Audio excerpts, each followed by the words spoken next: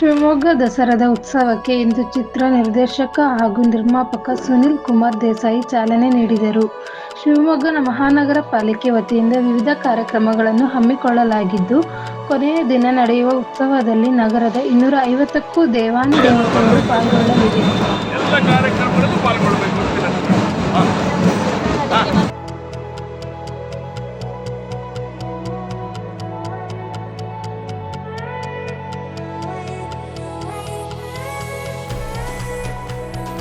ಸಚಿವ H. D. Kumaraswamy ವಿರುದ್ಧ ಅವಹೇಳನಕಾರಿ ಹಾಗೂ ಕೀಳು ಮಟ್ಟದ ಪದ ಬಳಸಿರುವ ಲೋಕಾಯುಕ್ತ ಎಡಿಜಿಪಿ ಚಂದ್ರಶೇಖರ್ ವಿರುದ್ಧ ಕಠಿಣ ಕ್ರಮಕ್ಕೆ ಆಗ್ರಹಿಸಿ ಜಿಲ್ಲಾ ಜೆಡಿಎಸ್ ಕಾರ್ಯಕರ್ತರು ಪ್ರತಿಭಟನೆ ನಡೆಸಿ ಮನವಿ ಸಲ್ಲಿಸಿದರು.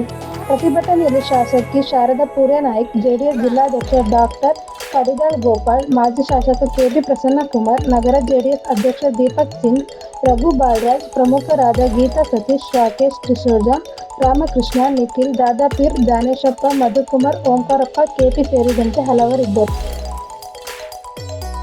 ಅಂಗನವಾಡಿ ಕಾರ್ಯಕರ್ತರು ಮತ್ತು ಸಹಾಯಕರ ಹುದ್ದೆಗಾಗಿ ಉರ್ದು ಭಾಷೆ ಕಡ್ಡಾಯ ಮಾಡಿದ್ದನ್ನು ವಿರೋಧಿಸಿ ಹಿಂದೂ ಜನ ಜಾಗೃತಿ ಸಮಿತಿಯ ಕಾರ್ಯಕರ್ತರು ಜಿಲ್ಲಾಧಿಕಾರಿ ಕಚೇರಿ ಇಂದು ಪ್ರತಿಭಟನೆ ನಡೆಸಿ ಸರ್ಕಾರಕ್ಕೆ ಮನವಿ ಸಲ್ಲಿಸಿದರು. ಹಾನ್ವೇರಿಯಲ್ಲಿ ತಗಡಿನ ಶೆಡ್ ನಿರ್ಮಾಣದ ವೇಳೆ ಆಕಸ್ಮಿಕವಾಗಿ ವಿದ್ಯುತ್ ತಗುಲಿ ಯುವಕ ಮೃತಪಟ್ಟಿದ್ದಾನೆ. ಮೃತ ಯುವಕನನ್ನು ಹನುಮಂತಪುರದ ರಕ್ಷಿತ್ ಎಂದು ಗುರುತಿಸಲಾಗಿದೆ. ಬೆಂಗಳೂರು ಸಮೀಪದ ಕೂಡ್ಲಿಯ ತುಂಗಭದ್ರಾ ಸಂಗಮದಲ್ಲಿ ಮುಳುಗಿ ಯುವಕ ಹರ್ಷಿತ್ ನೀರು ಪಾಲಾಗಿದ್ದಾನೆ.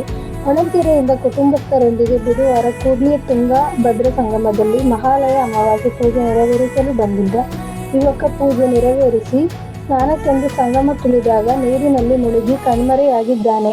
ಹೊಳೆಹೊನ್ನೂರು ಠಾಣೆಯಲ್ಲಿ ಪ್ರಕರಣ ದಾಖಲಾಗಿದೆ.